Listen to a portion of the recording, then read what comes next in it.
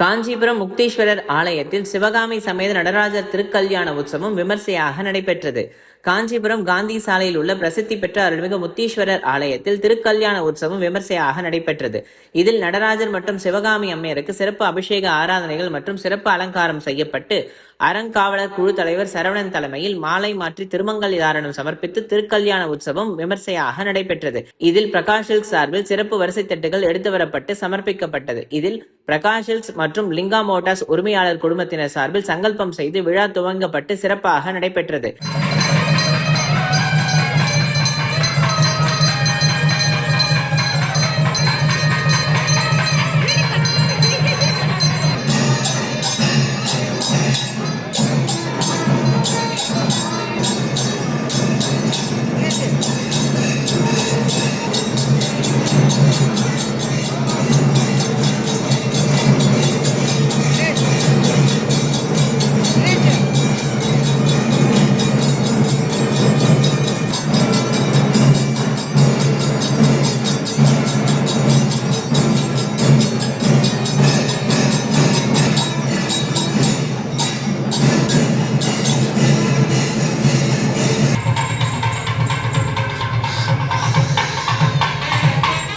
இதில் கலந்து கொண்ட பக்தர்கள் அனைவருக்கும் மஞ்சள், குங்குமம், திருமங்கல்ய சரடு உட்பட பிரசாதங்கள் வழங்கப்பட்டன. இந்த திருக்கல்யாண வைபவத்தில் அறங்காவலர்களான கடம்பன், தசரதன், பாலச்சந்திரன், ஏகாம்பரம் உள்ளிட்ட ஏராளமான பக்தர்கள் கலந்து கொண்டனர்.